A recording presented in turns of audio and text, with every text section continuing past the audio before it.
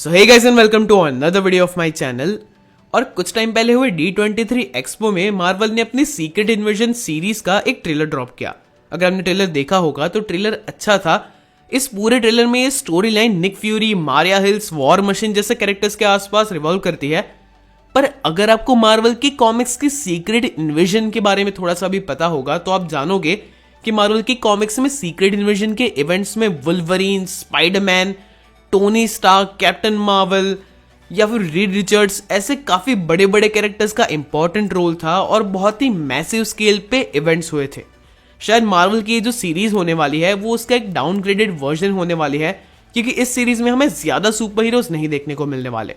पर मैं चाहता हूं कि आप कॉमिक्स की सीक्रेट इन्वेजन के बारे में जाने, ताकि आपको पता चले कि ये कितनी अच्छी स्टोरी है एंड किस तरीके से उसका अडेप्टेशन हमें आने वाली सीरीज में दिख सकता है। तो इसलिए आज के वीडियो में मैं लाया हूं सीक्रेट इन्वेजन की complete story. And without wasting any more time, चलिए स्टोरी को शुरू करते हैं।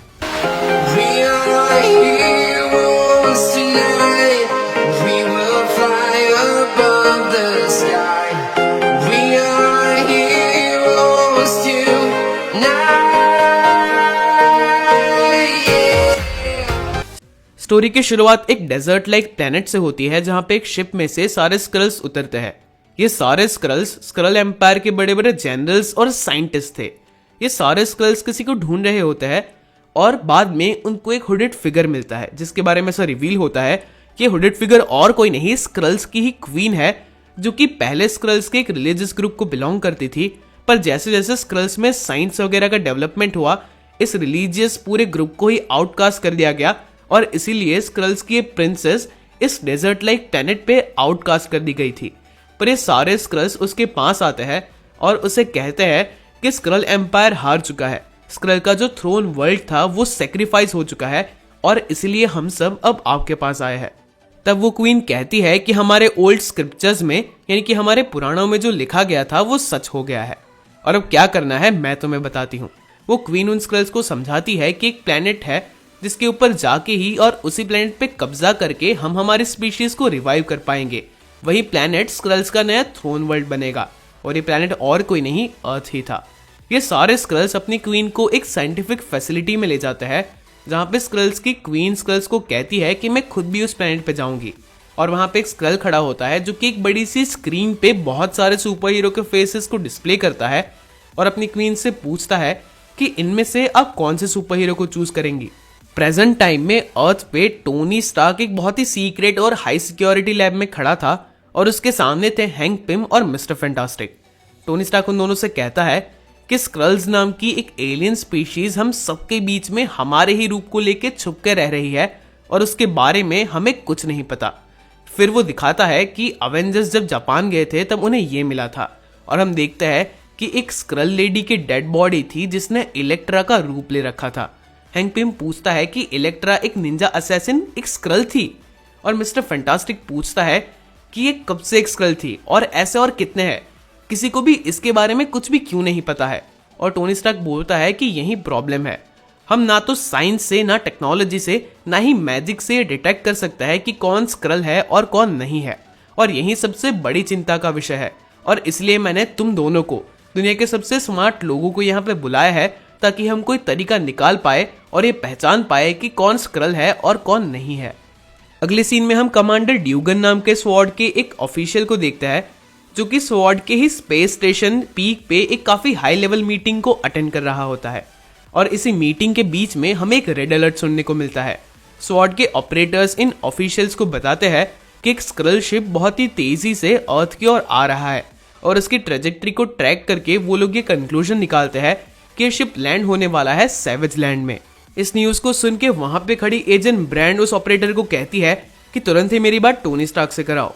और इस बार हम देखते हैं कि रीड रिचर्ड्स, हैंक पिम और टोनी स्टार्क उस स्क्रल बॉडी का डाइसेक्शन कर रहे थे और ये पता लगाने की कोशिश कर रहे थे कि आखिरकार ये कौन सी चीज है जिसके थ्रू ये स्कल्स इस तरीके से किसी के भी रूप को ले सकते हैं। और टोनी स्टार्क उन दोनों से कहता है कि ये तो बस एक शुरुआत है, मुझे लगता है कि इन लोगों का प्लान बहुत बड़ा है और सिचुएशन ऐसी है कि मुझे ये तक नहीं पता कि मेरे सामने खड़े तुम दोनों लोग भी स्क्रल हो या इंसान, और अगर इस तरीके से किसी को भी किसी के ऊपर ट्रस्ट नहीं रहेगा तो हम फंक्शन कैसे करेंगे।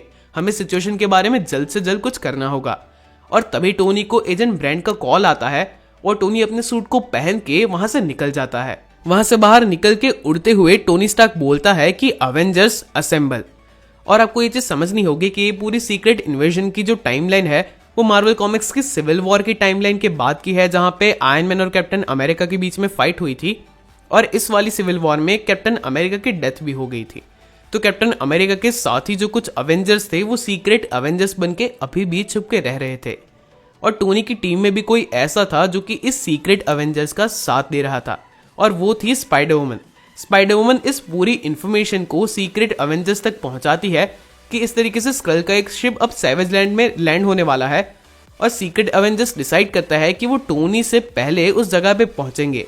और इन सीक्रेट अवेंजर्स में थे Spiderman, Wolverine, Luke Cage, Iron Fist, Echo और रोनिन यानी कि हॉकाई। तो ये सीक्रेट अवेंजर्स अवेंजर्स टावर के पास आता है और क्विन जेट को चुरा के खुद सैवेज लैंड की ओर जाने लगते हैं। और सैवेज लैंड एक ऐसी जगह थी जो कि अंटार्कटिका पे थी और एक प्री हिस्टोरिक जगह थी, यानी कि ये पूरी जगह पूरे वर्ल्ड से अनटच थी और यहाँ पे अभी भी पुराना वेजिटेशन और डायनासोर जैसे क्रीचर मौजूद थे। मार्वल कॉमिक्स का कजार का कैरेक्टर भी इसी जगह को बिलोंग करता है और इसलिए जब ये सारे सुपर हीरो सैवेज लैंड में लैंड करते हैं, स्पाइडरमैन बोलता भी है कि हमें शायद कजार को बुला लेना चाहिए। पर ये सारे सुपर हीरोज जैसे आगे बढ़ते हैं उनके ऊपर डायनासोर जैसे क्रीचर्स अटैक भी करते हैं और बहुत ही मुश्किल से वुल्वरीन अपनी स्मेल का यूज करता है और उस स्मेल को ट्रैक करते हुए ये सारे सुपर हीरोज उस स्क्रल शिप के पास पहुंचते हैं। लेकिन क्विन जेट के चोरी हो जाने के बावजूद आयरन मैन कुछ ऐसे एवेंजर्स के साथ जो कि उड़ सकते थे, जिसमें थी captain Marvel, Aries, Wonder Man, Sentry और खुद आयरन मैन, सैवेज लैंड के उस स्क्रल शिप के पास आ पहुंचा था। और अब सीक्रेट एवेंजर्स और टोनी के पावरफुल एवेंजर्स आमने सामने हो चुके थे। उनमें बहस होने लगती है कि क्या उन्हें उस शिप को ओपन करना चाहिए या नहीं। और धीरे धीरे ये बहस एक फाइट में टर्न आउट होने ही वाली थी कि टोनी का पूरा सूट माल फंक्शन होके आउट ऑफ कंट्रोल हो जाता है। टोनी धीरे धीरे पावरलेस फील करने लगता है और फिर हम देखते हैं जार्विस को, जो कि स्टार्क टेक के एक मेन फ्रेम कंप्यूटर में वायरस को अपलोड कर रहा था। उसकी वजह से स्टार्क इंडस्ट्रीज की सारी फैक्ट्रीज काम करना बंद कर देती है, सारी सैटेलाइट्स भी ठप हो जाती है। और इतना ही नहीं, जब कैप्टन मार्वल शील्ड को कांटेक्ट करती है कि टोनी को किसी वायरस ने इन्फेक्ट कर दिया है और हमें उसे रेस्क्यू करना होगा, तब मारिया हिल्स कहती है कि हैरी कैरियर्स भी काम करना बंद कर चुके हैं। और उस वायरस को अपलोड कर देने के बाद जार्विस की आंखें ग्रीन हो जाती है और वो बोलता है कि ही लव्स यू। और ये बस एक इंसिडेंट नहीं था, मार्वल यूनिवर्स के सबसे सिक्योर प्रिजन्स राफ्ट और आइस क्यूब में सारे विलन्स और क्रिमिनल्स आजाद हो जाते हैं। और उसके बाद हम देखते हैं एक लेडी स्क्रल को, जो कि बैक्स्टर बिल्डिंग में सूजन स्टॉर्म यानी कि इनविजिबल वुमन के रूप को लेके जाती है। वहां पे नेगेटिव जोन के पोर्टल को ओपन कर देती है, जो कि पूरे सिटी को डिस्ट्रॉय करने लगता है और वो भी बोलती है कि ही लव्स यू। हम स्वॉर्ड के स्पेस वाले हेडक्वार्टर्स में एजेंट ड्यूगन को देखते हैं, जिसकी आंखें भी हरी ग्लो करने लगती है। वो उसी स्पेसशिप के सेल्फ डिस्ट्रक्शन के बटन को प्रेस कर देता है और वो भी बोलता है कि ही लव्स यू। यहाँ हम देखते हैं कि मिस्टर फैंटास्टिक और हैंक पिम उस स्क्रल बॉडी के ऊपर रिसर्च कर रहे थे और मिस्टर फैंटास्टिक बोलता है कि फाइनली मैं समझ चुका हूं कि आखिरकार स्क्रल्स कौन से ट्रिक का यूज करते हैं और उन्हें डिटेक्ट कैसे किया जा सकता है। और जब वो घूमता है तब वो देखता है कि हैंक पिम उसी के ऊपर एक लेजर गन को पॉइंट कर रहा था और हैंक पिम बोलता है कि मैं ऑलरेडी जानता हूं।